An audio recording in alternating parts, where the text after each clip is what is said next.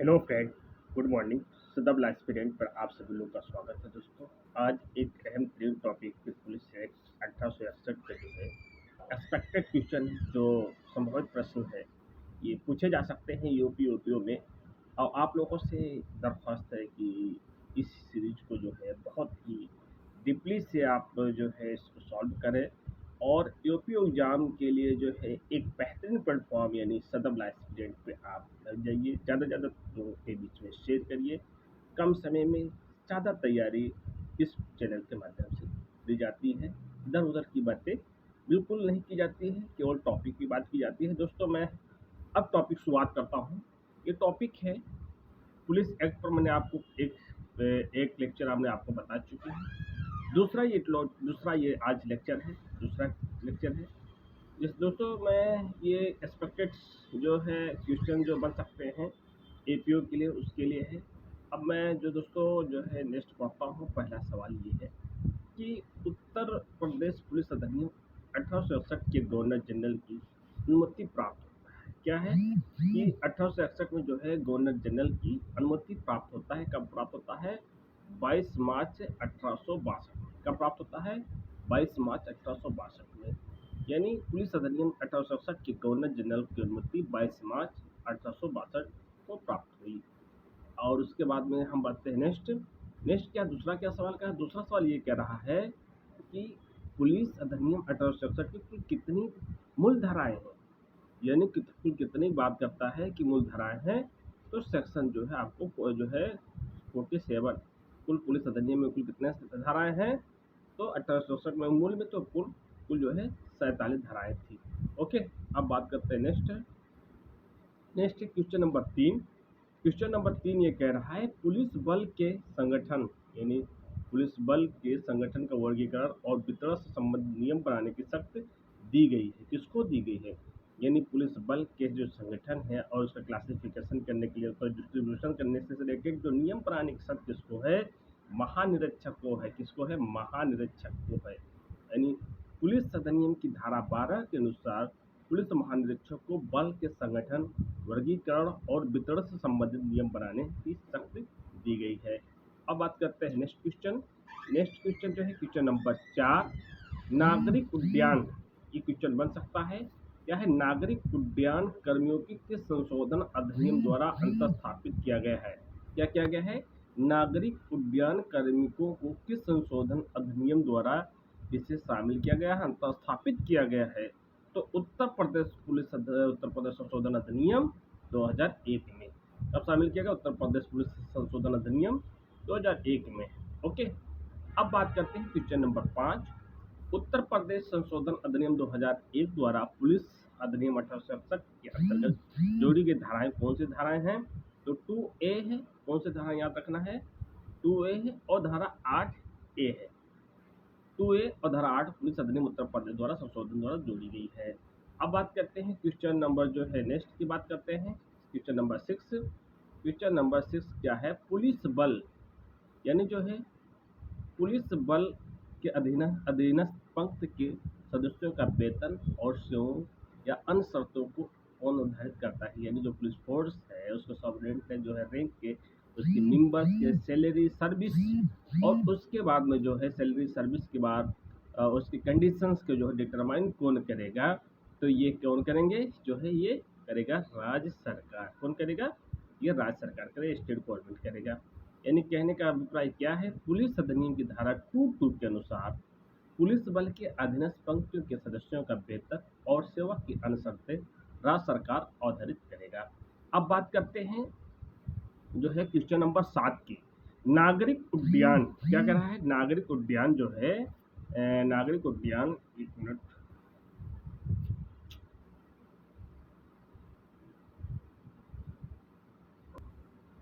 नागरिक उड्डयन कर्मी पुलिस बल होगा, ये किस धारा में कहा गया है? तो इसमें क्या कहा गया कि नागरिक उड्डयन कार्मिक पुलिस बल होगा, किस धारा में कहा गया है? तो धारा 2A में कहा गया है। और कब जोड़ा गया, संशोधन किया गया? 2001 में। कौन धारा? 2A 8A। पुलिस अधिनियम की धारा 2A में नागरिक उड्डयन कहा गया है, कार्मिक पुलिस बल होगा। अब बात करते हैं क्वेश्चन नंबर 8 की क्या बात करते हैं, देखते हैं नेक्स्ट नागरिक उड्डयन कार्मिक को और पुलिस बल के सदस्य न बनने के अपने विकल्प की सूचना कितने दिन के भीतर दिया जाना चाहिए। यानी नागरिक उड्डयन कर्मी को पुलिस बल का सदस्य न बनने के लिए अपने विकल्प की सूचना कितनों दिन के भीतर दिया जाना चाहिए। तो ए है 30 दिन के भीतर। कितने? 30 दिन के भीतर। यानी कि जो है पुलिस अधिनियम की धारा 2A 2 के परंतु के अनुसार नागरिक उड्डयन कार्मिक पुलिस बल का सदस्य न बनने के लिए अपने विकल्प की सूचना 30 दिन के भीतर दे सकता है। अब क्वेश्चन नंबर 9, नागरिक उड्डयन कार्मिक पुलिस बल का सदस्य न बनने के विकल्प की सूचना की प्राप्ति पर नागरिक उड्डयन विभाग में उसकी सेवाएं समाप्त हो जाएगी और उसकी प्रतिपूर्ति के रूप में भुगतान किया जाएगा। ये कहाँ बताया गया है? ये कहाँ बताया गया दोस्तों? यानी जो है ये बताया गया है नागरिक उड्डयन जो है कि कहाँ बताया गया है, उसकी प्रतिपूर्ति भुगतान के लिए क्या है, तो इसका जो है 3 माह के वेतन के बराबर होगा। अब बात करते हैं नेक्स्ट क्या कह रहा है? पुलिस अधिनियम की धारा 2A 2 के परंतु के अनुसार नागरिक उड्डयन कार्मिक द्वारा पुलिस बल के सदस्य न बनने के विकल्प की सूचना की प्राप्ति पर नागरिक उड्डयन विभाग की उसकी सेवा समाप्त हो जाने पर उसकी प्रतिपूर्ति रूप 3 माह के वेतन बराबर धनराशि भुगतान कर दिया जाएगा। अब बात करें नेक्स्ट, साधारण पुलिस जिले में पुलिस अधीक्षक का निहित होगा। यानी जो साधारण पुलिस जिले में पुलिस का अधीक्षक निहित होगा, ये कहाँ बताया गया है? तो किसके निहित होगा? तो इस पुलिस जो है किसके अंतर्गत आती है? पुलिस स्टेट लिस्ट है ना, कॉन्स्टिट्यूशन में जब आप पढ़ेंगे तो राज्य लोक व्यवस्था के अंतर्गत जो पुलिस है वो स्टेट के अंतर्गत आती है। और दिल्ली में जो है दिल्ली सरकार को जो है पुलिस सेवाएं नहीं मिली है। बार बार केजरीवाल आवाज़ उठाते हैं कि मुझे पुलिस का जो पावर्स है वो मुझे दे दिया जाए। दिल्ली स्टेट को प्राप्त नहीं है, वो केंद्र में निहित है।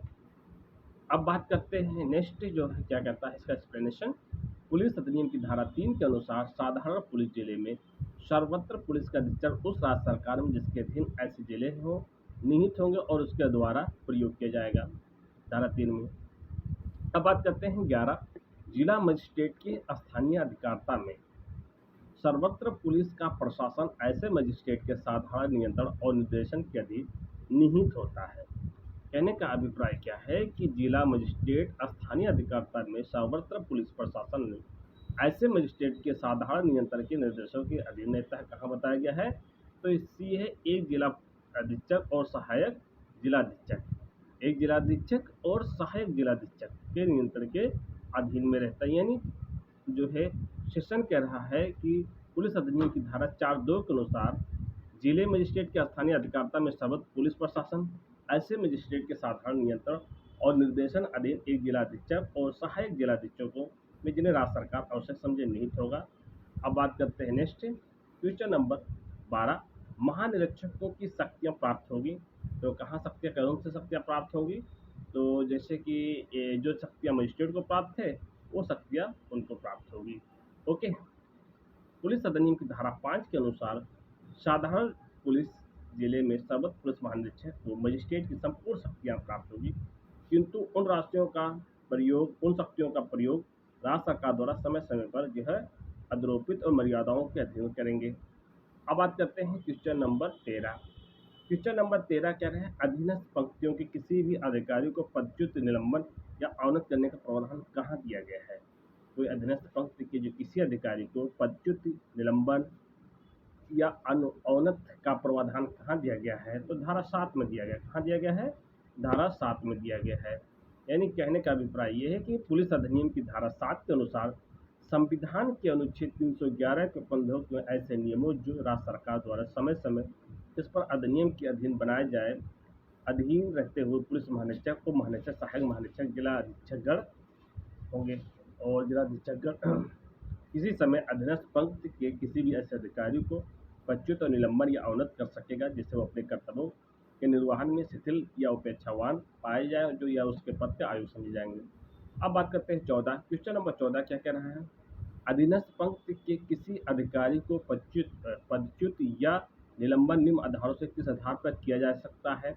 तो क्या है कि कर्तव्य को निर्वहन में उपेक्षावान पाया जाता है, जो ड्यूटी में जो है नेग्लिजेंसी पाया जाता है, या पद के लिए जो है डिस्क्वालीफाई हो, जो पद के लिए कार्य कर रहा है, वो अयोग्य समझे जाएँ या कर्तव्य निर्वहन के लिए स्वतः आयोग कर लेने पर या अपनी जो ड्यूटी जो है निर्वहन करने के लिए अपने आप में ही स्वयं आयोग कर लेने पर उपरोक्त में सभी, तो उत्तर है डी, उपरोक्त में से सभी। अब इसका जो है एक्सप्लेनेशन देखते हैं। पुलिस अधिनियम की धारा 7 के अनुसार अधीनस्थ पंक्ति के किसी भी अधिकारी को पदच्युत या निलंबन उपरोक्त में सभी आधार पर किया जा सकता है। अब बात करते हैं क्वेश्चन नंबर 15। जिला अधीक्षकगण अधीनस्थ पंक्ति के ऐसे अधिकारी को जो कर्तव्य में शिथिल या उपेक्षावार पाए निम्न से दंडों में से कौन सा दंड दे सकता है? तो कौन सा दंड दे सकता है? यानी 1 मास के वेतन से अनधिक किसी राशि का जुर्माना, सदाचार वेतन से वंचित करना, सदाचार से वेतन से वंचित करना, विशिष्ट या विशेष उपलब्धियों को किसी पद से हटाना, डी उपरोक्त में से सभी, तो डी उपरोक्त में से सभी।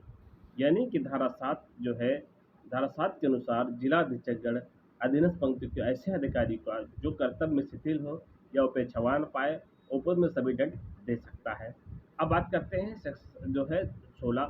धारा 4 में वरिष्ठ पुलिस अधिकारी से भिन्न प्रत्येक पुलिस अधिकारी को पुलिस बल में नियुक्त प्रमाण पत्र जारी कर सकता है। तो कौन सा जारी कर सकता है? यानी धारा 4 में वरिष्ठ पुलिस अधिकारी से भिन्न प्रत्येक पुलिस अधिकारी बल नियुक्त के प्रमाण पत्र जारी कर सकता है। तो कौन? ए सभी दोनों, यानी महानिरीक्षक ऐसे अन्य अधिकारी जिसे महानिरीक्षक नियुक्त करें, जैसे अन्य अधिकारी द्वारा जिसे महानिरीक्षक नियुक्त करें। यानी कि धारा 8 में जो है पुलिस अधिनियम की धारा 8 के अनुसार धारा 4 में वरिष्ठ अधिकारी से भिन्न प्रत्येक पुलिस अधिकारी को पुलिस बल में नियुक्त पर महानिरीक्षक या ऐसे अन्य अधिकारी की जिससे महानिरीक्षक नियुक्त करे प्रमाण पत्र जारी किया जाएगा। और उत्तर प्रदेश में पुलिस महानिरीक्षक महानिदेशक एवं महानिरीक्षक द्वारा पुलिस कर्मियों को प्रमाण पत्र जारी किया जाता है। नागरिक उड्डयन कर्मियों को प्रमाण पत्र किस धारा के अंतर्गत जारी किया जा सकता है? तो आप देखते हैं 2A 8A में जो है इसका उत्तर है 8A। न पुलिस अधिनियम की धारा 8A के नागरिक उड्डयन कर्मियों को प्रमाण पत्र जारी किया जाता है। क्वेश्चन नंबर आप देखते हैं, नागरिक उड्डयन कर्मियों को कौन सा प्रमाण पत्र जारी किया जाता है? महानिदेशक या महानिदेशक नागरिक उड्डयन उत्तर प्रदेश, ऐसे अन्य अधिकारी जिसे राज्य सरकार इस नियुक्त करे, उपयुक्त में से सभी, उत्तर डी उपयुक्त में से सभी। यानी पुलिस अधिनियम की धारा 8 के अनुसार नागरिक उड्डयन कर्मियों को महानिदेशक नागरिक उड्डयन या उत्तर प्रदेश या ऐसे अन्य अधिकारी जैसे राज्य सरकार इस नियुक्त कर सकता है द्वारा प्रमाण पत्र जारी किया जा सकता है। अब बात करते हैं क्वेश्चन नंबर 19। क्वेश्चन नंबर 19 क्या कहा? पुलिस अधिकारी कब त्याग पद से कर्तव्यों से अपने को प्रतिहत करने के लिए स्वतंत्र होगा? तो कब होगा? जिला अधीक्षक द्वारा ऐसी अनुमति देने के लिए प्राधिकृत या अनधिकारी द्वारा अनुज्ञा देने पर भी है। वरिष्ठ अधिकारी की त्यागपत्र देने की लिखित सूचना 2 मास के न्यून अवधि के लिए, ए बी दोनों सत्य है, तो ए बी दोनों सत्य, सी सही उत्तर होगा। अब बात करते हैं नेक्स्ट, पुलिस अधिनियम की धारा 9 के अनुसार जब तक जिला अधीक्षक या ऐसा अनुमति देने के लिए प्राधिकृत कोई अन्य अधिकारी अभिव्यक्ता या अनुज्ञा देना दे कोई पुलिस अधिकारी अपने पद के कर्तव्यों से अपने को प्रतिहत करने के लिए या जब तक अपने वरिष्ठ अधिकारियों को त्यागपत्र देने के आशय की लिखित सूचना 2 मास के अन्यून अवधि के लिए न दे दिया हो, बिना जिला अधीक्षक की इजाजत के त्यागपत्र देने के लिए स्वतंत्र होगा। अब बात करते हैं क्वेश्चन नंबर 20। पुलिस अधिकारी या अन्य नियोजन में नहीं लगेगा, स्पष्ट प्रावधान कहाँ दिया गया है? तो स्पष्ट प्रावधान कहाँ दिया गया है? ये धारा 10 में दिया गया। पुलिस अधिकारी या अन्य नियोजन में नहीं लगेंगे, स्पष्ट प्रावधान धारा 10 में दिया गया है। यानी पुलिस अधिनियम की धारा 10 के अनुसार जब तक महानिरीक्षक ऐसा करने के लिए अधिकृत और से लिखित रूप से अनुज्ञा न दे कोई पुलिस अधिकारी इस अधिनियम के अधीन वाले अपने कर्तव्यों से भिन्न किसी नियोजन पद पर नहीं लगेंगे। अब बात करते हैं क्वेश्चन नंबर 21। क्वेश्चन नंबर 21, महानिरीक्षक नियम बनाने की सख्त प्रावधान कहाँ दिया गया है?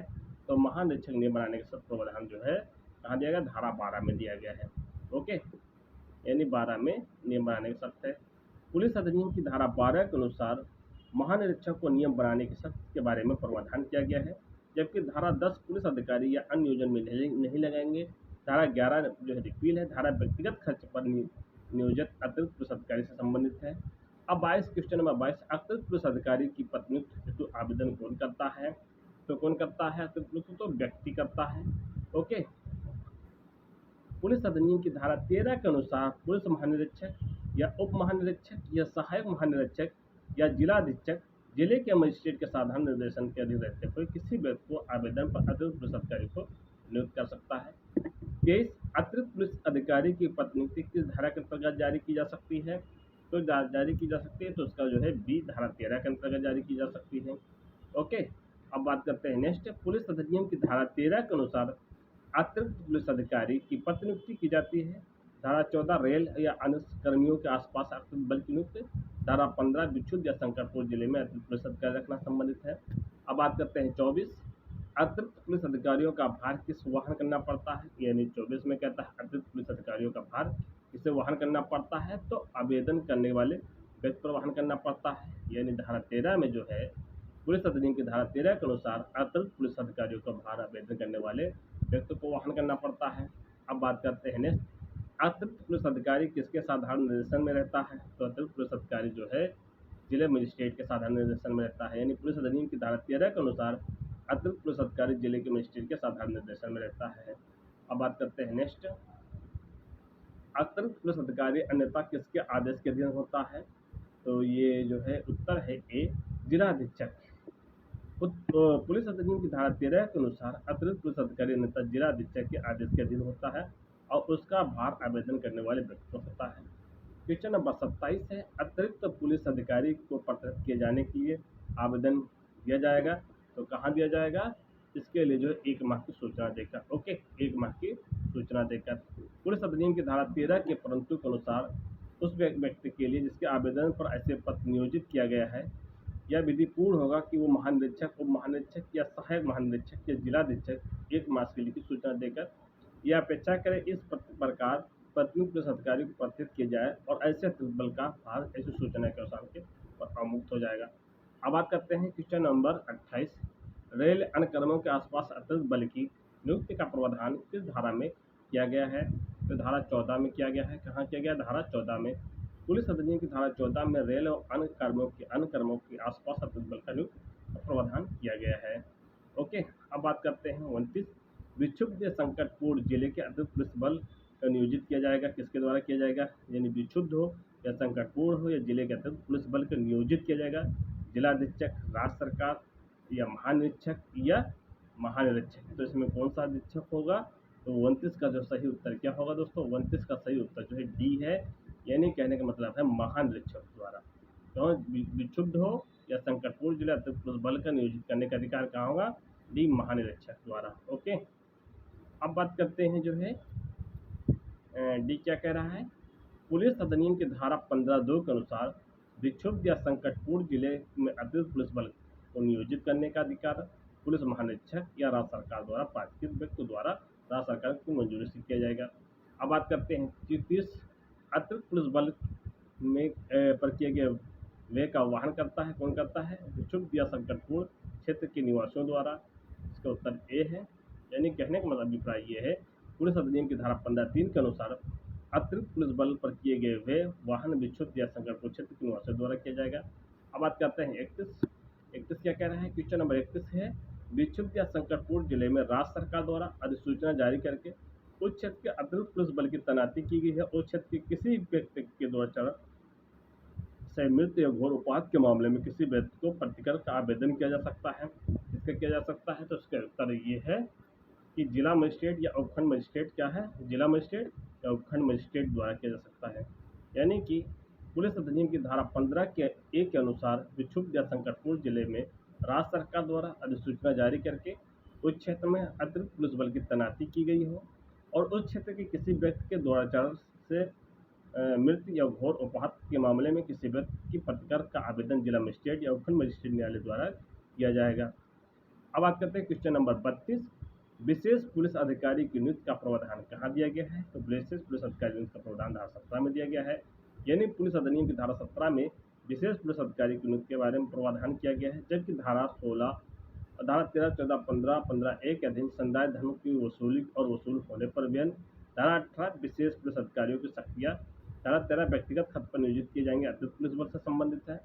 अब उसके बाद 33 है, विशेष पुलिस अधिकारी नियुक्त मजिस्ट्रेट किसके आवेदन पर करेगा? निरीक्षक या निरीक्षक के पंक्ति के ऊपर के अधिकारियों से या किसी पुलिस अधिकारियों से, दंगा प्रभावित वाले निवासियों से, तो कोई नहीं। तो उसका उत्तर ए है।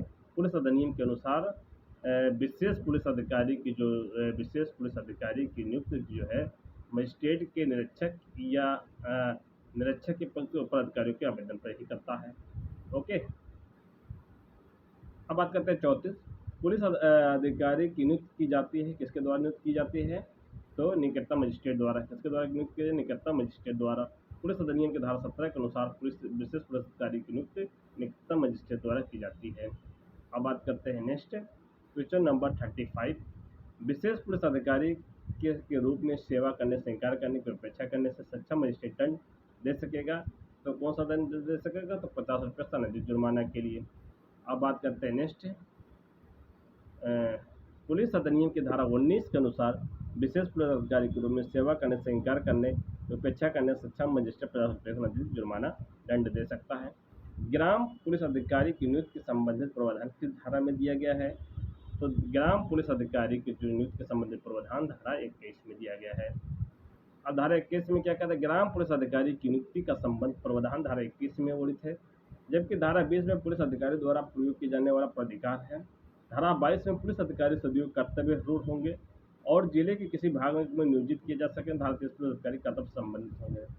धारा 37 पुलिस अधिकारियों किस अधिनियम धारा के पुलिस अधिकारियों का कर्तव्य प्रावधान है? तो 21 है, 22 है, 23 है, 24 है। तो इसका सही उत्तर क्या होगा? सी सही उत्तर दोस्तों सी है, यानी 22 में कर्तव्य कैसा होगा? एक मिनट, यानी धारा 23 होगा। कौन सा होगा? पुलिस अधिकारी के बारे में कर्तव्य का प्रावधान धारा 23 में है और 22 में 24 घंटे हैं। ओके, यानी धारा 23 में पुलिस अधिकारियों के कर्तव्य का प्रावधान किया गया है, जबकि धारा 21 में ग्राम पुलिस अधिकारी, धारा 22 में पुलिस अधिकारी सदैव कर्तव्य होंगे और जिले के किसी भाग में नियोजित किए जा सकेंगे। धारा 24 पुलिस अधिकारी को इत्तला इत्यादि कर सकेंगे संबंधित है। अब बात करते हैं 38 पुलिस अधिकारियों की कर्तव्य। पुलिस अधिकारियों का कर्तव्य क्या है? सक्षम प्राधिकारी द्वारा जारी किए गए सब आदेश का पालन करना, सक्षम प्राधिकारी द्वारा जारी किए गए वारंट का निष्पादन करना, सार्वजनिक उत्पादों का निवारण करना, उपरोक्त में से मदिरापान गृह आदि का निरीक्षण करना। उपरोक्त में सभी, तो उपरोक्त में से सभी। ओके, अब ये सेक्शन कहाँ दिया गया है? 23 में। यानी पुलिस अधिकारी पुलिस अधिनियम की धारा 23 के अनुसार प्रत्येक पुलिस अधिकारी का ये कर्तव्य होगा कि वो किसी सक्षम अधिकारी द्वारा विधि पूर्वक जारी किए गए सब आदेशों को वारंट का स्वतंत्र पालन और निष्पादन करे, लोक शांति को प्रभावित करने वाले गुप्त वार्ता का संग्रह और सूचना करे, अपराध और लोक निशंस किए जाने का निवारण करे, अपराधियों को पता लगाए और न्यायालय के समझ लाए गए उन सब व्यक्तियों को छोड़े पकड़े और जिन्हें पकड़ने के लिए वो वैध रूप से प्राधिकृत है। 39 है, बिना दावे वाली संपत्तियों को निरुद्ध करने का आदेश कौन कर सकता है? तो डी कर सकता है। निरुद्ध कौन कर सकता है? जिला मजिस्ट्रेट कर सकते। कौन करेगा? जिला मजिस्ट्रेट करेगा। ओके, अब बात करते हैं पुलिस अधिनियम की धारा 26 के अनुसार जिला मजिस्ट्रेट संपत्ति का निरुद्ध कर सकेगा उन वस्तुओं को जिनके दो रूप में वो निर्देशित करते हुए और यह अपेक्षा करते हुए तो दूसरा निकाल सकेगा कि कोई व्यक्ति उस पर कोई दावा करता है तो दूसरा की तारीख से 6 मास के अंदर उपसंजात होकर अपना हस्ताक्षर करके स्थापित करे। अब बात करते हैं 40। ओके, यानी हम बात करते हैं 40 का। 40 में क्या कह रहा है? बिना दावे वाली संपत्तियों को निरुद्ध करने के बाद मजिस्ट्रेट को घोषणा करता है उस संपत्ति का दावा करने वाले व्यक्ति को उपसंजात होकर दावा करने का उपसंजात करने की अवधि क्या होगी? उसकी अवधि जो है क्या होगी? ये उसकी अवधि जो है क्या होगी? 6 माह, 3 माह, 2 माह, 1 माह। इसका उत्तर क्या होगा? इसका उत्तर जो है ए होगा। यानी पुलिस अधिनियम की धारा 26 के अनुसार बिना दावे वाली संपत्ति निरुद्ध करने के बाद मजिस्ट्रेट के घोषणा के जारी होते संपत्ति का दावा करने वाले व्यक्ति उपसंजात होकर दावा करे उसके उपसंजात होने वाली घोषणा की तारीख 6 माह के अंदर होगी। कितने होगी? 6 माह के अंदर होगी। अब बात करते हैं नेक्स्ट, मजिस्ट्रेट किसी संपत्ति के विक्रय का आदेश किस परिस्थितियों में कर सकता है? तो जो है सभी परिस्थितियों में कर सकता है। सभी परिस्थितियों में कर सकता है। जब संपत्ति पर कब्जा करने वाला व्यक्ति अज्ञात है या अनुपस्थित है, संपत्ति शीघ्र नष्ट होने वाला है, जब मजिस्ट्रेट का ये विचार हो कि संपत्ति के विक्रय से उसकी वास्तविक स्वामी का लाभ होगा। सी, जब संपत्ति 500 रुपये से कम मूल्य की हो। उपरोक्त में से सभी, तो उपरोक्त में से सभी। अब बात करते हैं नेक्स्ट नेक्स्ट बात करते हैं, पुलिस अधिनियम की धारा 26(2) के अनुसार दंड प्रक्रिया संहिता की धारा 459 के उपबंधों के अंतर्गत उपबंध सभी पुलिस मजिस्ट्रेट किसी संपत्ति या प्रक्रिया का आदेश दे सकता है। अब बात करते हैं क्वेश्चन नंबर 42, पुलिस अधिकारी न रहने पर प्रमाण पत्र प्रदान करने से इनकार करने पर दंडनीय होगा। तो कितना होगा? प्रमाण पत्र जो है अगर इनकार करता है तो कितना 200 रुपये सानदी शासित होगा, 6 माह से अधिक शासित होगा, उसमें से कोई नहीं। तो धारा 28 के अनुसार पुलिस अधिकारी न रहने पर प्रमाण पत्र प्रदान करने की इनकार करने या प्रत्येक व्यक्ति मजिस्ट्रेट के समक्ष दोषित पर 200 रुपये सानदी कालावधि के लिए कठोर सहित श्रम सहित कारावास या जुर्माना दोनों दंडनीय होंगे। अब बात करते हैं 43, प्रत्येक पुलिस अधिकारी जो कर्तव्य इत्यादि की उपेक्षा करता है और मजिस्ट्रेट के समक्ष दोषित पर उससे दंडित किया जाता है। तो क्या है? दोनों 3 मास के वेतन से अनधिक शासित, 3 मास के से अनधिक कारावास की अवधि के लिए कठोर श्रम सहित रहित कारावास। पुलिस अधिनियम की धारा 29 के अनुसार प्रत्येक पुलिस अधिकारी जो कर्तव्य इत्यादि की उपेक्षा करता है और मजिस्ट्रेट के समक्ष दोषित पर उसे 3 मास के वेतन से अनधिक शासित या 3 मास से अनधिक कालावधि के लिए कठोर सश्रम सहित या रहित कारावास दोनों दंडनीय होगा। अब बात करते हैं क्वेश्चन नंबर 44, लोक जमाव और जुलूसों का प्रावधान कौन सी धारा में करता है? धारा 30 में। पुलिस अधिनियम की धारा 30 में लोक जमाव और जुलूसों का प्रावधान किया गया है, जबकि धारा 29 कर्तव्य इत्यादि उपेक्षा के लिए शक्तियाँ, धारा 16, 13, 14, 15, 15(a) के अधीन संदेह धन की वसूली और वसूल होने का उसका बयान, धारा 70 विशेष पुलिस अधिकारी से संबंधित है। 45 क्वेश्चन, लोक जमाव और जुलूसों की अनुज्ञप्ति हेतु तो आवेदन किसके समझ किया जाएगा? तो ए उपखंड मजिस्ट्रेट के समझ किया जाएगा। यानी पुलिस अधिनियम की धारा 32 के अनुसार लोक जमाव और पुलिस की अनुज्ञप्ति हेतु तो आवेदन उपखंड मजिस्ट्रेट के समझ किया जाएगा। अब बात करते हैं 46, जमाव और जुलूसों को विनियोजित करने का अधिकार किसके पास है? तो पुलिस अधीक्षक, सहायक पुलिस अधीक्षक। पुलिस अधिनियम की धारा 30 के अनुसार पुलिस अधीक्षक, पुलिस जिलाधीक्षक और सहायक जिलाधीक्षक लोक सड़कों या लोक मार्ग के आम रस्तों, सब जमाव और जुलूसों के आचरण के अवसर पर अपेक्षित रूप से निर्दिष्ट कर सकेगा और वो मार्ग जिनसे समय जनता जुलूस के विहित कर सकेंगे। अब बात करते हैं 47, लोक जमाव और जुलूसों के लिए दी गई अनुज्ञप्ति की शर्तों का अतिक्रमण करने वाले जमाव और जुलूसों को रोक देने पर यह बिखा जाने कौन आदेश दे सकेगा? मजिस्ट्रेट दे सकेगा, पुलिस अपर जिलाधीक्षक दे सकेगा, जिला पुलिस अधीक्षक या सहायक जिलाधीक्षक दे सकेगा। सभी तो पुलिस अधिनियम की धारा 30(a) के अनुसार कोई मजिस्ट्रेट या पुलिस या जिला पुलिस अधीक्षक, पुलिस सहायक जिलाधीक्षक, पुलिस निरीक्षक या थाने के भाषाधक अधिकारी ऐसे किसी जुलूस का अंतिम पुरगामी जो है धारा के अधीन अनुदत्त की गई शर्तों का अतिक्रमण करता है, रोक सकेगा। ऐसे जमाव को जो कि नहीं यथापूर्वक शर्तों के अतिक्रमण करता है, बिखर जाने का आदेश देगा। अब बात करते हैं 48, अनुज्ञप्ति की शर्तों का अतिक्रमण करने वाले जमाव और जुलूसों के संबंध में दी गई अनुज्ञप्ति के शर्त का अतिक्रमण करने पर बिखर जाने को रोक देने का प्रावधान किया गया है। कहाँ किया गया है? तो धारा 30 में किया गया है। पुलिस अधिनियम की धारा 30(1) अनुज्ञप्ति की शर्तों का अतिक्रमण करने वाले जमाव और जुलूसों के संबंध में दी गई अनुज्ञप्ति के शर्तों के अतिक्रमण के बारे में बिखर जाने को रोक देने का प्रावधान दिया गया है। अब 49 की बात करते हैं। धारा 30 के अंतर्गत अनुज्ञप्ति या आदेश की अवज्ञा के लिए शासित उपबंधों के क्रिया के बारे में कहाँ दिया गया है? तो धारा 32 में दिया गया है। पुलिस अधिनियम की धारा 32 के अंतर्गत धारा 30 अनुज्ञप्ति आदेश अवज्ञा करने के लिए शासित उपबंधों को किया गया, जबकि धारा 31 पुलिस लोक सड़क इत्यादि व्यवस्था बनाए रखेंगे। धारा 33 जिला मजिस्ट्रेट के नियंत्रण के धारा 29 कर्तव्य इत्यादि उपेक्षा ले सकते हैं। अब बात करते हैं 50 की बात करते हैं। 50 क्या कह रहा है?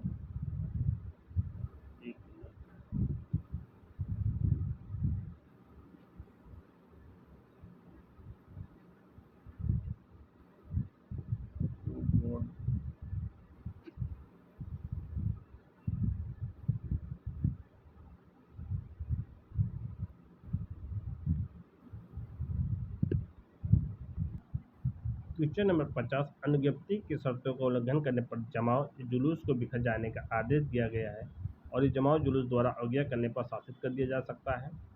500 रुपये से अनधिक जुर्माने के लिए 100 रुपये से